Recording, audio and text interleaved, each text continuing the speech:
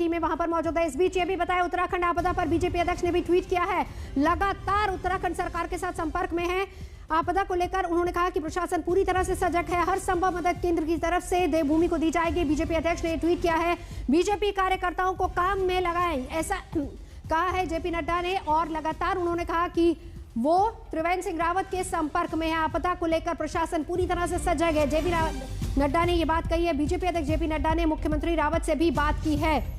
इस बीच बड़ी खबर ये भी कि 120 लोग जो कि आज उस प्रोजेक्ट में काम कर रहे थे वो बह गए, जिसमें अब से कुछ क्षण पहले जो आप सुन भी रहे थे कि आईटीबीपी के डीजी सुजीत सिंह बता रहे थे कि 15 से 20 लोगों के शव भी बरामद किए गए हैं।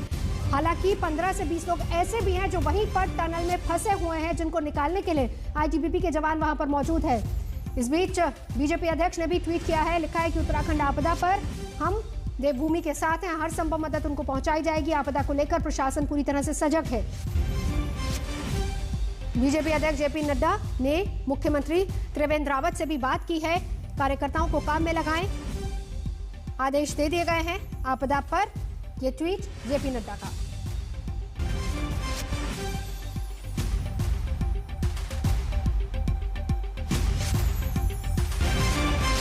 जवान भी वहां पर पहुंच गए हैं, पूरे राज्य का तंत्र भी वहां पर एक्टिव हो गया, एसडीआरएफ की टीमें भी पहुंची हैं। मेरी मुख्यमंत्री जी से बात हुई, वो भी ऑन वे हैं और वायुसेना को भी अलर्ट कर कर बचाव कार्य में लगाने के लिए हमने पूरी तैयारी कर ली है।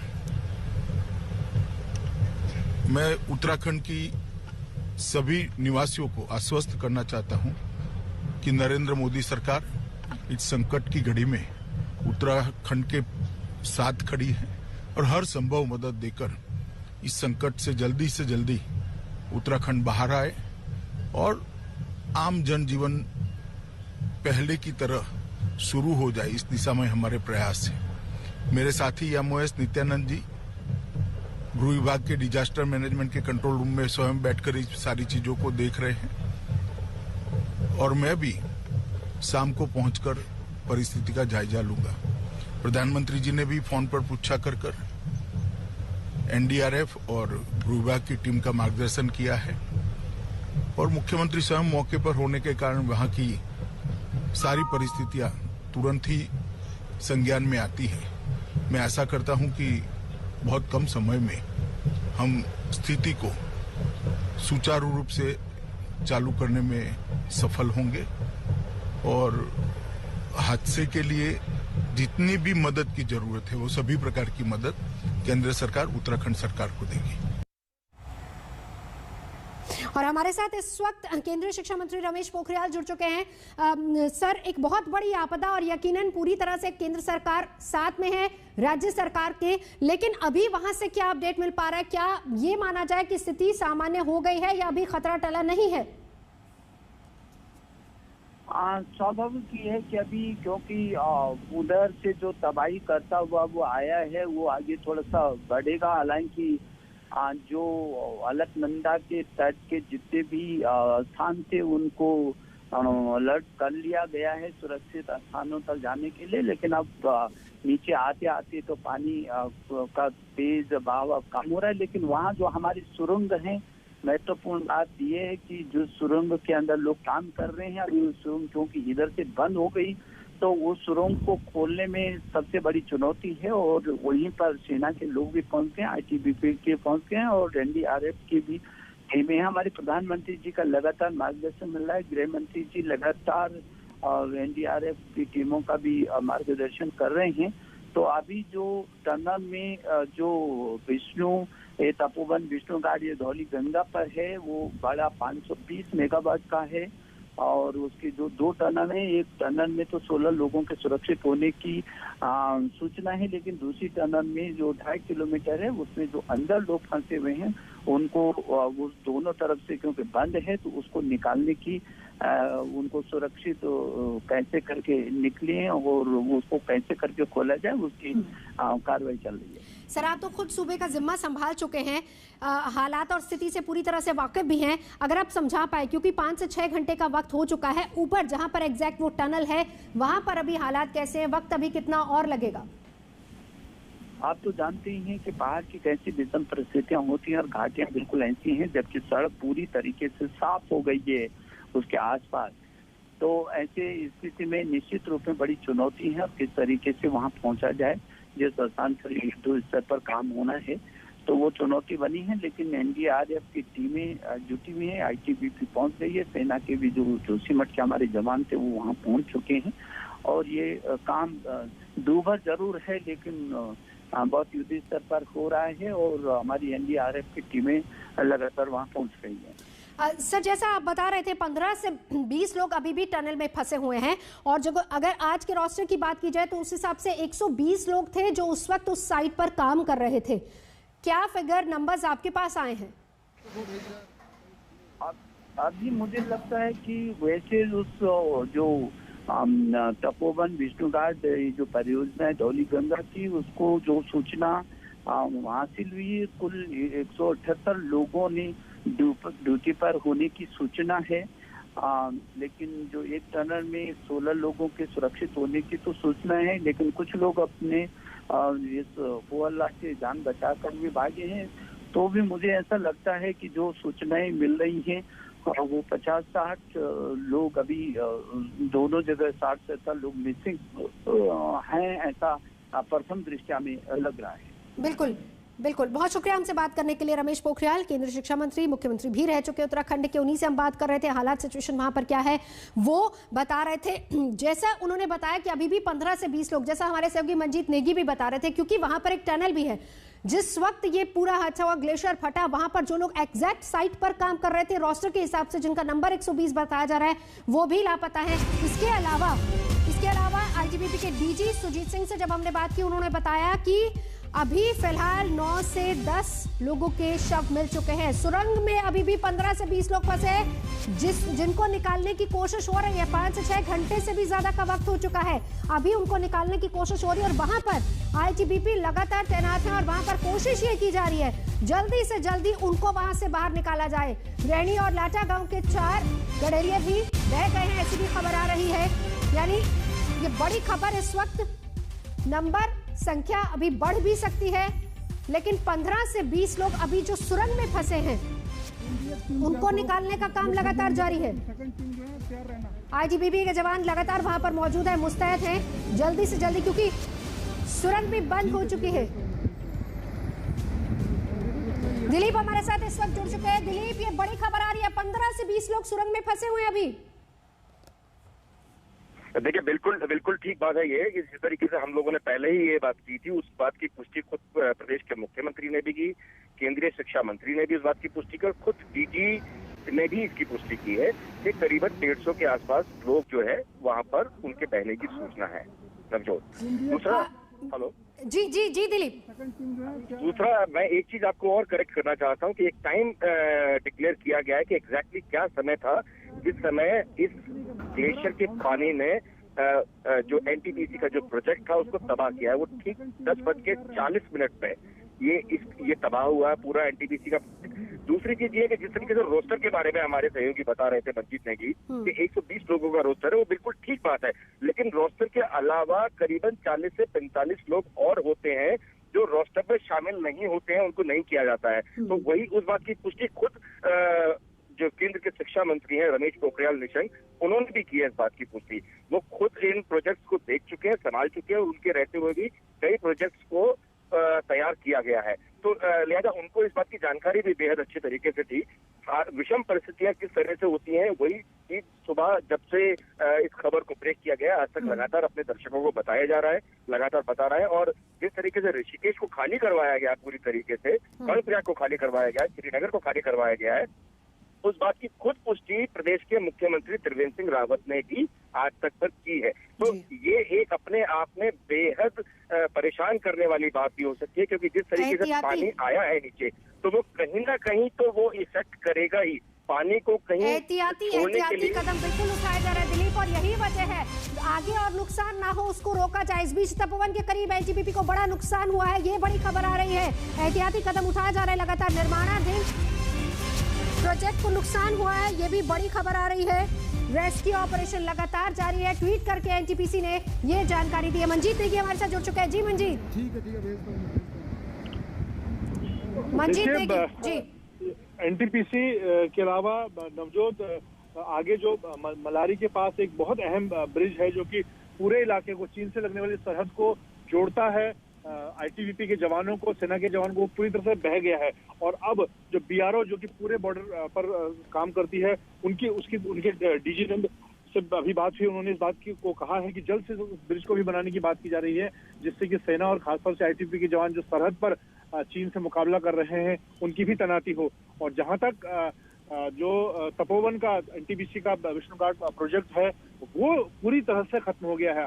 2003-04 से ये प्रोजेक्ट शुरू हुआ था उत्तराखंड बनने के बाद, और तब से लेकर लगातार इस पर काम चल रहा था। बिजली उत्पादन का 500 मेगावाट से ज्यादा का ये प्रोजेक्ट है।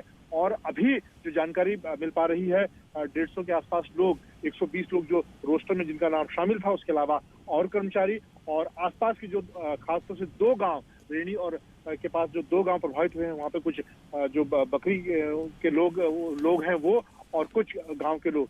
और उसके आगे अगर हम जब मलारी ब्रिज की बात कर रहे हैं, जो कि एक बड़ा ब्रिज, वहां पर भी जोशीमठ के आसपास अगर बहाव के साथ जो गांव और जो इलाके थे, वहां पर भी कुछ लोग जरूर प्रभावित इससे हुए होंगे। जी बिल्कुल, 40 के करीब और लोग, जैसा कि दिलीप भी बता रहे थे। लेकिन मंजीत देखिए, यहाँ पर एक और बड़ी खबर, और ये इस बात को भी क्लियर कीजिए, हम लगातार जहां ग्लेशियर टूटा उसके बाद से वो तमाम तबाही की तस्वीरें लगातार दिख भी रही हैं, जानकारी भी दे रहे, लेकिन इससे जो नुकसान हुआ है, जैसे कई जगह पर पुल टूटे हैं, वहां से आसपास के किन किन इलाकों को कहाँ पर ये नुकसान हुआ है, ये भी बताइए जरा।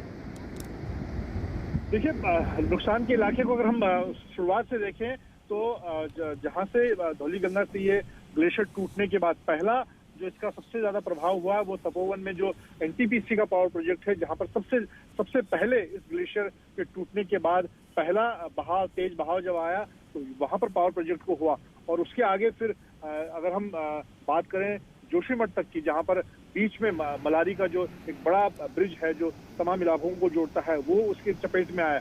और उसके आसपास के कुछ और गांव, उसके आगे अगर चमोली और फिर श्रीनगर तक बात करें, जहां तक आते आते इस बहाव का जो प्रभाव था वो कम हो गया। उसकी वजह से जो नुकसान था वो उतना नुकसान अभी तक उसकी जानकारी नहीं है, उतना नुकसान नहीं हुआ, क्योंकि अब बहाव का पानी श्रीनगर डैम तक पहुंच चुका है, चमोली और श्रीनगर होते हुए। लेकिन शुरुआती जो सुबह 10 बजे के आसपास 10:40 पर जब से पहली बार जो तपोवन एनटीपीसी का प्रोजेक्ट है उसको हिट किया, उसी वक्त सबसे ज्यादा प्रभाव। और क्योंकि एक तरह से ये भी कह सकते हैं कि इस पावर प्रोजेक्ट पर टकराने की वजह से जो ग्लेशियर के बहाव का प्रभाव था, जो इम्पैक्ट था, वो मैक्सिमम यहाँ पर हुआ, ज्यादा यहाँ पर हुआ। उसकी वजह से आगे इसका प्रभाव कम रहा।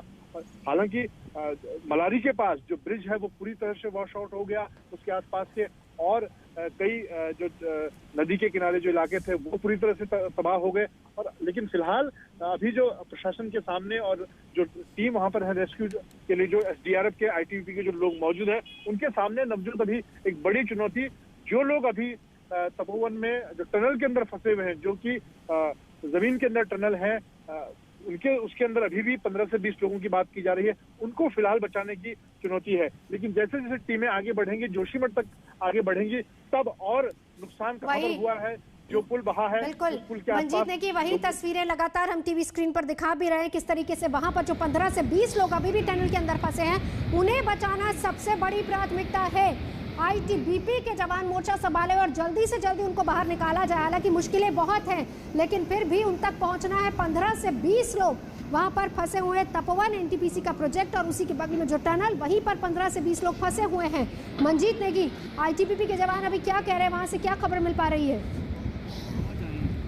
देखिए, अभी करीब नवजोत 200 के आसपास लोग कोशिश कर रहे हैं, क्योंकि मुश्किल काफी है, क्योंकि इस बहुत ज्यादा मलबा ऊपर से, क्योंकि इस तरह के बाढ़ में, इस तरह का जो फ्लड या ग्लेशियर टूटने की वजह से, बादल फटने की वजह से अभी ये भी जानकारी जुटानी होगी कि ये ग्लेशियर किस वजह से टूटा है, इसके पीछे वजह क्या है, और उसकी वजह से मलबा बहुत है। ऐसे में वहां पर उस तरह की इक्विपमेंट अभी नहीं है जिससे जल्दी से जल्दी लोगों को रेस्क्यू किया जा सके।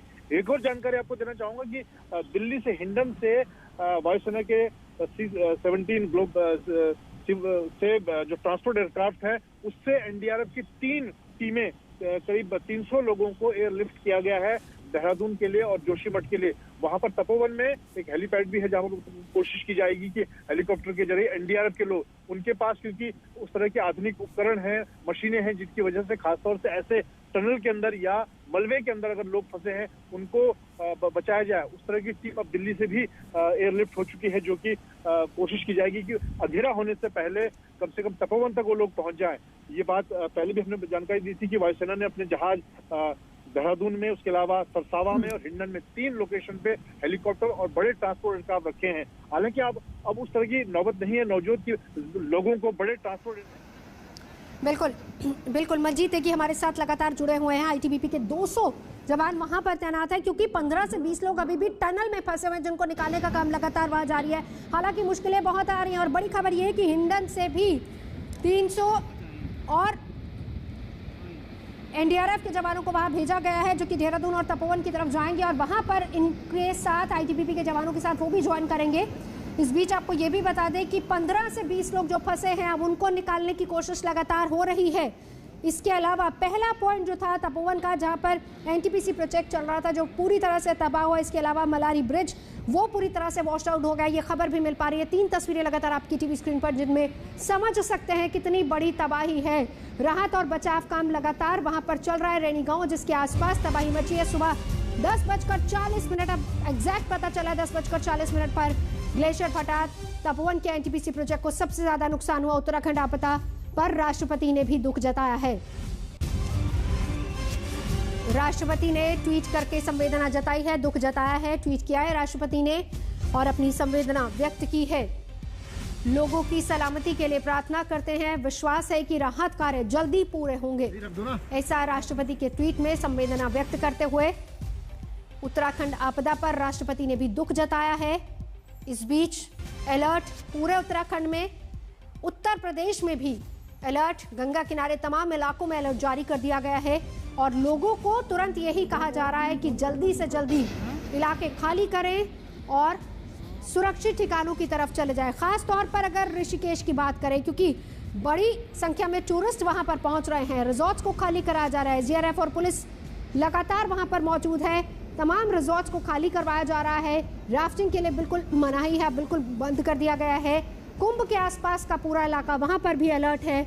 इस बीच जो डैम है, श्रीनगर में जो डैम है वहां पर पानी रोका गया है, टिहरी डैम में भी रोका गया है। एसडीआरएफ की अतिरिक्त 5 और टीमों को वहां पर तैनात कर दिया गया है। दिल्ली से हिंडन की तरफ से भी 300 जवानों के साथ एनडीआरएफ की टीम भी पहुंची है। इस बीच उत्तराखंड आपदा पर श्रीनगर में नदी का बहाव सामान्य है, ऐसी खबर मिल पा रही है। उत्तराखंड के डीजीपी ने यह जानकारी दी है। राष्ट्रपति ने भी संवेदना व्यक्त की है। देवप्रयाग और निचले इलाकों की बात करें तो फिलहाल वहां पर खतरा नहीं है, डीजीपी यही बता रहे हैं। सुबह भी हमने डीजीपी से बात की थी, सारी जानकारी उन्होंने दी थी। इस बीच ये उन्हीं के हवाले से जानकारी मिल रही है कि देवप्रयाग और निचले इलाकों में फिलहाल अभी खतरा नहीं है। आपदा पर श्रीनगर में नदी का बहाव फिलहाल सामान्य है, ऐसा डीजीपी जानकारी दे रहे हैं।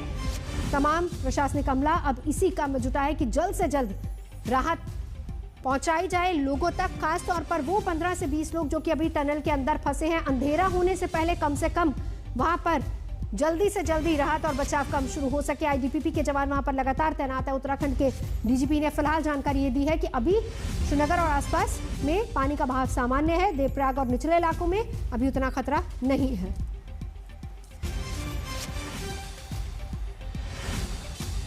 एसडीआरएफ के पीआरओ इस वक्त हमारे साथ जुड़ चुके हैं।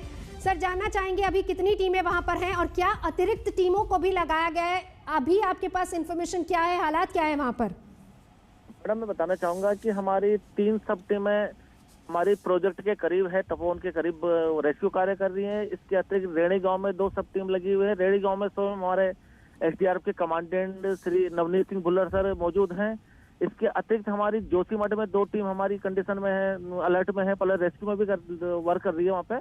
इसके अतिरिक्त हमारी श्रीनगर में 1 टीम है और 1 टीम हमारी रनिंग में चल रही है। ऋषिकेश में त्रिवेणी घाट में हमने टीम को अलर्ट दशा में रखा गया है। इसके अतिरिक्त मुख्यालय में टीमें हमारी अलर्ट कंडीशन में है कि अतिरिक्त अगर सहायता पहुंचानी हो तो हेली के माध्यम से भी टीमें हमारी रवाना हो सकती। स्थिति नहीं होगी। सर, आपने एक बैठक की है आज यहाँ पर, क्या देखिए देखिए, अयोध्या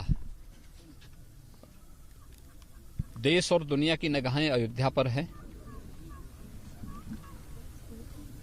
देश के यशस्वी प्रधानमंत्री आदरणीय मोदी जी ने अयोध्या को वर्ल्ड क्लास सिटी के रूप में डेवलप करने के बारे में एक कार्ययोजना तैयार करने और उस कार्यक्रम को तेजी के साथ आगे बढ़ाने के लिए कहा था।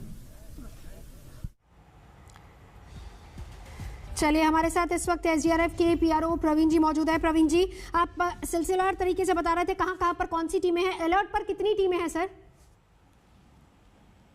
हमारी एक टीम हमारी श्रीनगर में है, रनिंग में है, प्लस त्रिवेणी घाट में हमारी टीम अलर्ट पे है। इसके अतिरिक्त मुख्यालय में 2 टीम हमारी अलर्ट पे है। अगर बाय द वे यहाँ से कहीं हेली के माध्यम से सहायता पहुंचानी पड़े तो इसके लिए हम लोग यहाँ पे अलर्ट टीम पे हैं। हमारी 2 टीमें हैं मुख्यालय पे, और तो तपोवन में हमारी 2 टीम वर्किंग में है। तपोवन में हमारी 3 टीम वर्किंग में है, और रेणी गांव में 2 टीम हमारी वर्किंग में है। जोशीमठ में भी हमारी 2 टीम हमारी वर्क कर रही है इस समय। तो तपोवन से जो खबर मिल पा रही है, क्योंकि वहां पर टनल में 15 से 20 लोग अभी भी फंसे हुए हैं, क्या जानकारी आप उस बारे में दे पाएंगे? उन्हें को निकालने की मैं इस समय कोशिश की जा रही है एसडीआरएफ टीम के द्वारा, और वही वर्क इस समय चल रहा है। क्या एसडीआरएफ के साथ वहां पर आईटीबीपी भी है जो मदद कर रहे हैं उनकी? आईटीबीपी के जमाने जन सामान्य है, स्थानीय प्रशासन साथ में होता है। इसके अतिरिक्त हमारे जो एसडीआरएफ के कमांडेंट है श्री नवनीत सर बुल्लर, तो वहाँ पे मौजूद है। जी, वो वहीं पर मौजूद है। क्या खबर मिल पा रही है, वक्त अभी कितना और लग सकता है? स्थिति जल्दी कंट्रोल में आ जाएगी और रेस्क्यू कर लिया जाएगा। जी जी, इसके अलावा जो निचले इलाके हैं, भले हम श्रीनगर की बात करें, जो डैम है वहां पर ये भी खबर मिल पा रही है कि वहां पर भी एसडीआरएफ की टीमों को स्टैंड बाय पर कर दिया गया है।